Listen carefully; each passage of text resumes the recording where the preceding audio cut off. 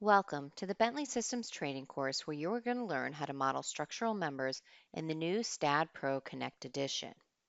In this first video, we're going to be working on getting started, which will include getting comfortable with the graphical user interface, learning how to model basic nodes and members, and also how to select objects. Now, before we begin, let's give you a little background on Staad Pro. Staad Pro is a finite element-based structural analysis engineering software product for 3D modeling, generation, analysis, and multi-material design. When you are ready to start creating your new model in Staad Pro Connect Edition, you're going to launch the program by double-clicking on the icon on your desktop. When you launch the program, it's going to ask you which type of license you would like to use for Staad Pro. And for this training, we're just going to use our traditional Staad Pro license.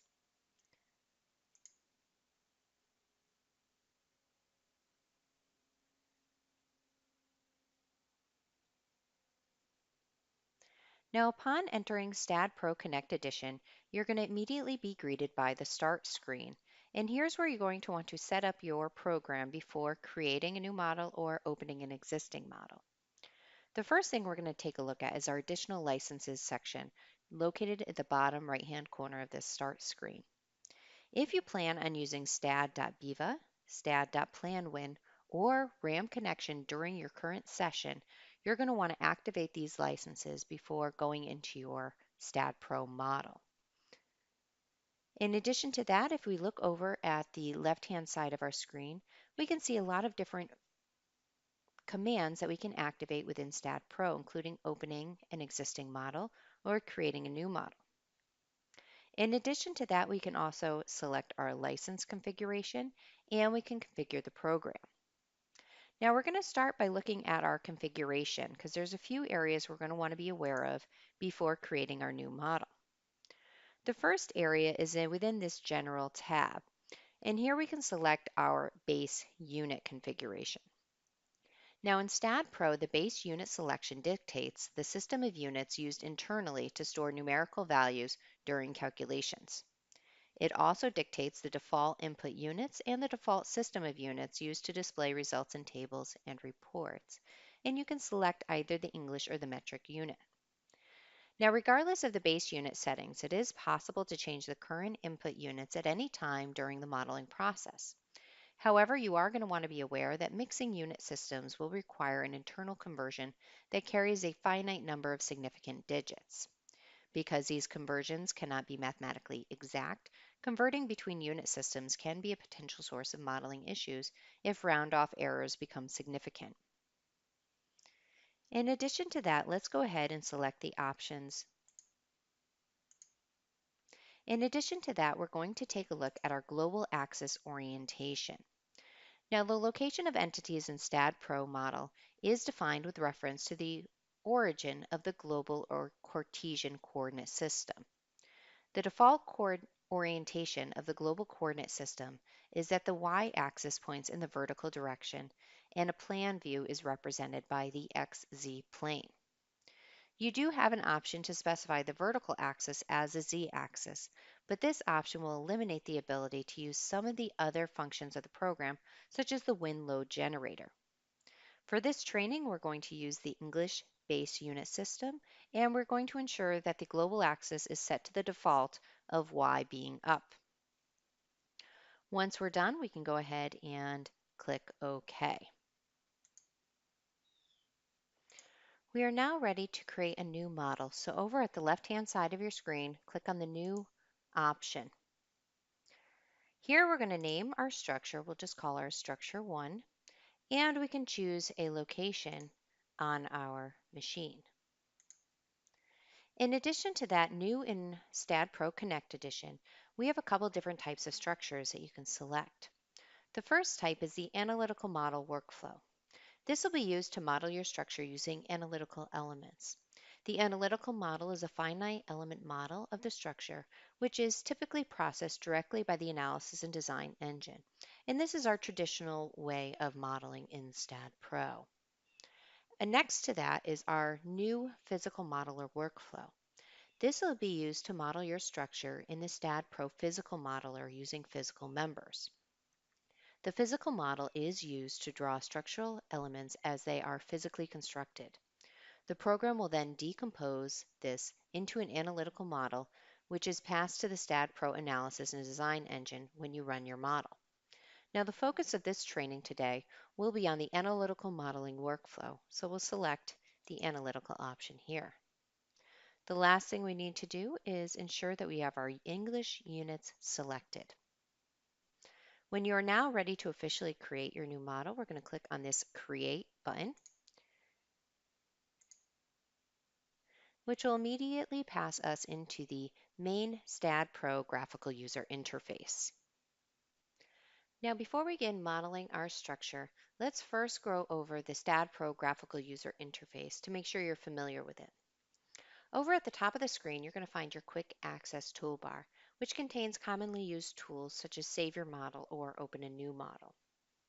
Over at the top right-hand side of the screen, you're going to find your Connect tools, which will connect you to the Connect Advisor and your Connect user profile. Over in the ribbon toolbar at the top of the screen, the first tab will be the File tab. This will enter the file management tools and program configuration. To return back to the graphical user interface, you can just click on the arrow, which will bring you right back. At the top of the screen, you'll also find your ribbon toolbar. This will provide access to the Staad Pro modeling, analysis, and design commands.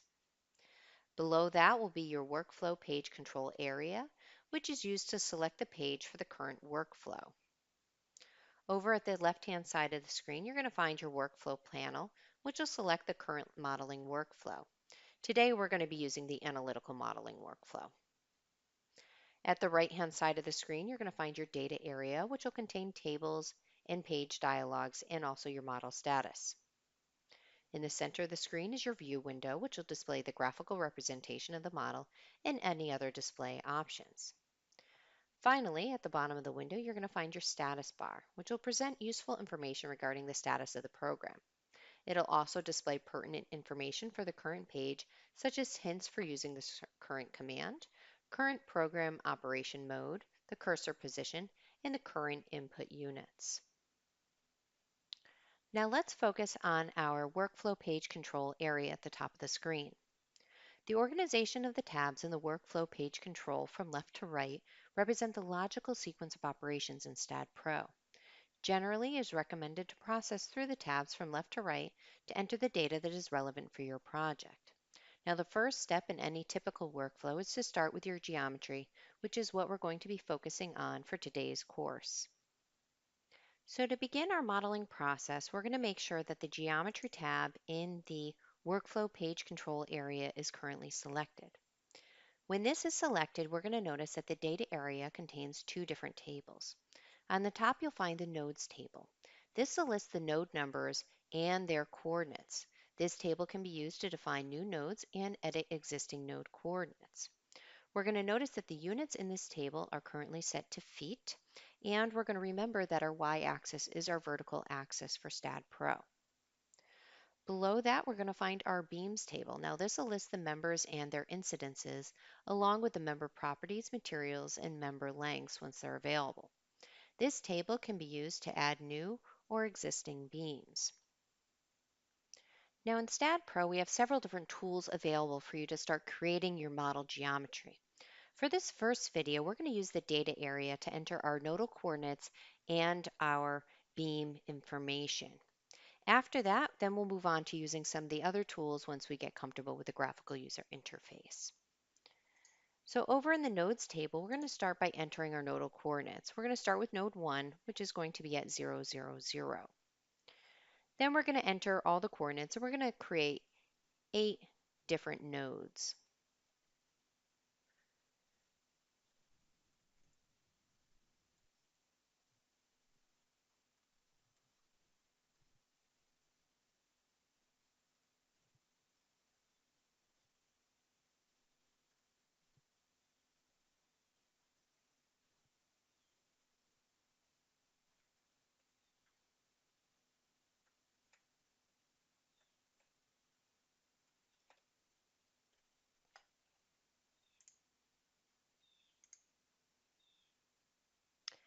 Next, we're going to enter our beam geometry, which is created by selecting the starting and ending node of a member.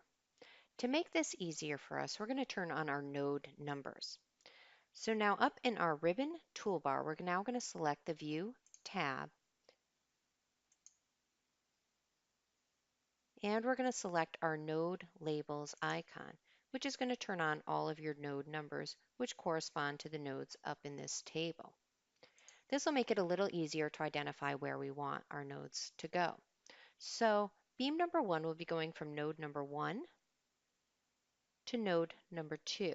So we'll select node number 1 to node number 2. Then we're going to continue this process, and we're going to create 6 members using this workflow.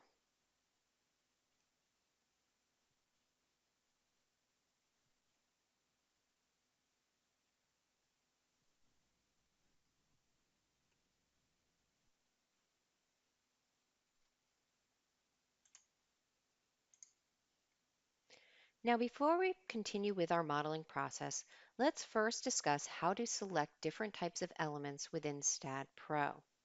If I go up to my ribbon toolbar, I'm now going to select my Geometry tab, and I'm going to find the area for the selection tools. Now in Staad Pro, you have several different cursors that are available for selecting the various types of Staad Pro entities. Each cursor selects specific types of objects for editing or manipulation. Having specific cursors can be very convenient when assigning properties where various types of entities are crowded together. Multiple entities can also be selected by pressing down the Control key and clicking those particular members. Let's first start with our beams cursor, which we're going to select from our ribbon toolbar. I can select a single element just by clicking on it, or if I want to select multiple elements, I can hold down my Control key and either click on the member or draw a fence around it. If I want to unselect everything currently selected, I can just click anywhere in the view window, which will turn off the selection. I can do the same type of workflow for my nodes. Again, I hold down my Control key, I can select my nodes, or I can draw a fence around a series of nodes to select them. In addition to that, all members can also be selected through the different options or the different cells within the data area. So here you can see I've selected node number 2. Node number 2 is now turned red on my view window. I can also select members using that option as well. In addition to that, I have several different tools available beneath each of these cursors. Like for example, I can use the beams cursor area to say, select all beams parallel to the global y-axis. I can also maybe choose to invert the selection, which will turn off everything previously selected and then turn on everything that wasn't selected.